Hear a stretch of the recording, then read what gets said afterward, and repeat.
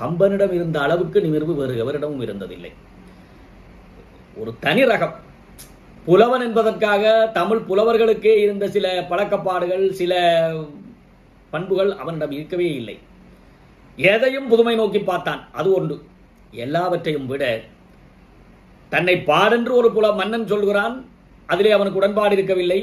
பாட முடியாது என்கிறான். பாட முடியாது போனால் என் நாட்டை விட்டு ஓடு என்கிறான். மன்னவனன் நீயோ வளநாடு முன்னதுவோ உன்னை அறிந்தோ தமிழையோதினேன் என்னை விரைந்தேற்றுக் கொள்ளாத வேந்துண்டோ குரங்கேற்றுக் கொள்ளாத கொண்டு உண்டோ குரங்கேற்றுக் கொள்ளாத கொம்பு போடா, உன்னை அறிந்தா தமிழையோதினேன் என்று உதறி தள்ளிவிட்டு அந்த நாட்டிலேயே நிமிர்வோடு இருந்தானே. அரண்மனை வாசம் கைகூடி வராதா என்று காத்து கிடந்தவர்கள் மத்தியில் கூடி வந்த அரண்மனை வாசத்தை புறந்தள்ளிவிட்டு தன்னை ஆதரித்து வளர்த்த சடையப்ப வள்ளலுடைய குடிசையிலே கிடந்தானே. அந்த நன்றி உணர்ச்சி, அந்த ஆளுமை, அந்த நிமிர்வு கம்பனை கொண்டாட வைத்தது. Subscribe the channel and like, comment, share.